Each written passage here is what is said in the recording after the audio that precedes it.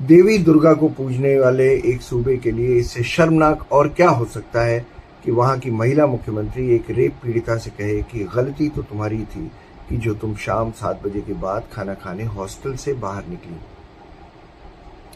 Imagine कीजिए कि आपके घर की किसी बेटी के साथ ऐसा हुआ हो और आपके कान में ममता बनर्जी के ये शब्द पड़ रहे हों कि तुम्हें तो घर के बाहर निकलना ही नहीं चाहिए था।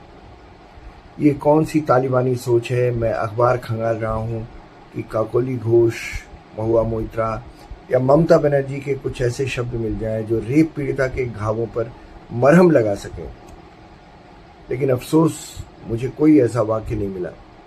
आपको मिला हो तो जरूर कमेंट करके मुझे बताइएगा। दुर्गापुर के अस्पताल में पड़ी बलात्कार कांड की पीड़िता फिलहाल अपनी मानसिक तकलीफों से उबर पाएगी या नहीं, कह नहीं सकते।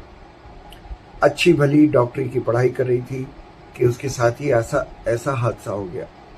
लड़की ने अपने पिता को जो बताया उसके मुताबिक जो लड़का उसे खाने के लिए बाहर ले जाने की जिद कर रहा था वो हमला होते ही वहां से फुर्र हो गया। पिता का कहना है कि पुलिस इस बात की जांच करे कि कहीं ये सब प्री प्लान्ड तो नहीं था।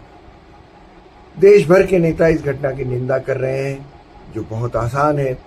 जुबान ही तो है, कर दीजिए निंदा। लेकिन अस्पताल में पड़ी उस लड़की की आंखों के आगे अंधेरा छा गया है। आगे क्या होगा, मेडिकल की पढ़ाई का क्या होगा, करियर का क्या होगा, सपनों का क्या होगा, और सबसे बड़ी बात, वो लड़की उस रात के अंधेरे में जो कुछ हुआ उसे कैसे भुला सकेगी। क्या वो भुला सकेगी, ये सारे सवाल उसके सामने हैं।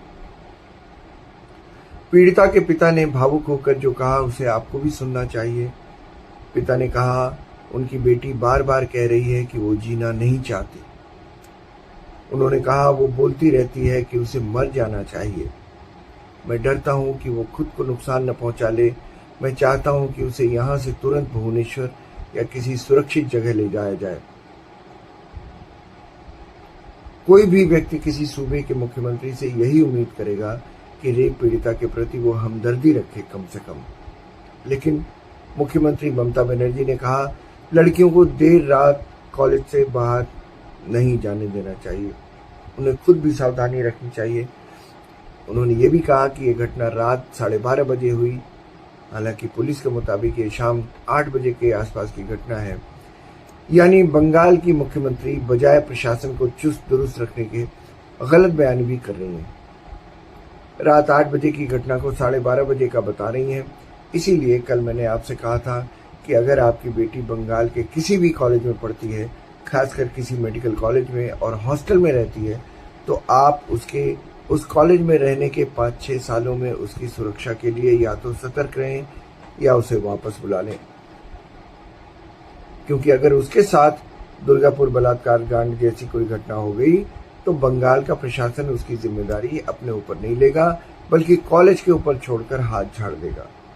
कम से कम बंगाल की मुख्यमंत्री ममता बनर्जी का हाल का बयान तो यही कहता है। सत्तारूढ़ तृणमूल कांग्रेस के एक नेता हैं सौगत राय, सांसद भी हैं। उन्होंने रेप केस पर टिप्पणी करते हुए ये कह दिया कि हर इंच पर सुरक्षा देना संभव नहीं है। एक और सांसद काकोली घोष दस्तीदार ने टिप्पणी कर दी कि दुनिया का कोई भी ऐसा देश नहीं है जहां ऐसी घटनाएं नहीं होती। मेरा सवाल है, अब कहां है वो लेफ्टी पत्रकार जो हाथरस रेप कांड में सरकार को घेरने की कोशिश में हाथरस में डेरा डालकर रिपोर्ट लिख रहे थे। आज उनकी कलम चलनी चाहिए। सच्चाई सुविधाजनक नहीं होनी चाहिए। आपके मुताबिक हो, आपकी सुविधा के मुताबिक हो, ऐसी सच्चाई का क्या फायदा। वो हर जगह बराबर के महत्व की होनी चाहिए।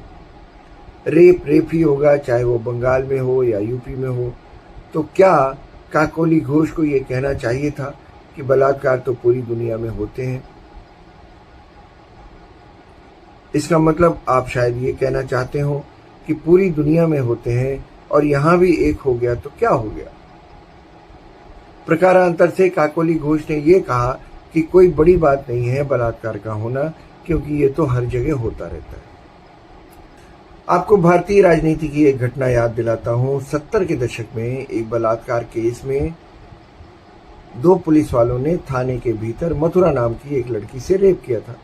बाद में अदालत ने उन दोनों पुलिस वालों को छोड़ दिया, ये कहकर कि मथुरा ने बलात्कार का विरोध नहीं किया, इसका मतलब रेप में उसकी रजामंदी थी। हाईकोर्ट ने फैसला पलट दिया, लेकिन जब मामला सुप्रीम कोर्ट पहुंचा तो सुप्रीम कोर्ट ने भी वही फैसला दिया जो निचली अदालत ने दिया था, यानी रेप नहीं हुआ और रजामंदी से जो भी संबंध बने। मामले को लेकर खूब हंगामा हुआ, संसद में शोरगुल हुआ और तब कांग्रेस की राज्यसभा सदस्य नरगिस ने गुस्से में विपक्ष के एक सदस्य से पूछा, आप क्यों परेशान हो रही हैं?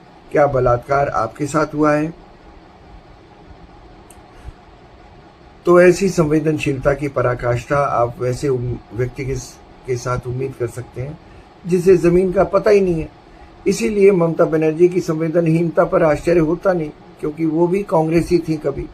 शायद राजनीति में आने पर आपके शरीर और मन मस्तिष्क पर कोई ऐसा कंबल जैसा आवरण ओढ़ लिया जाता हो जिससे किसी भी तरह के आरोप, दुख और संताप जैसी चीजें आप पर असर नहीं करती हों। महुआ मोइत्रा, काकोली घोष, सौगात राय और ममता बनर्जी सचमुच दुर्गा हो सकती थी, लेकिन अफसोस कि उन्होंने राजनीति का कंबल ओढ़ लिया है और अब उन पर आम आदमी के संतापों का असर नहीं होता।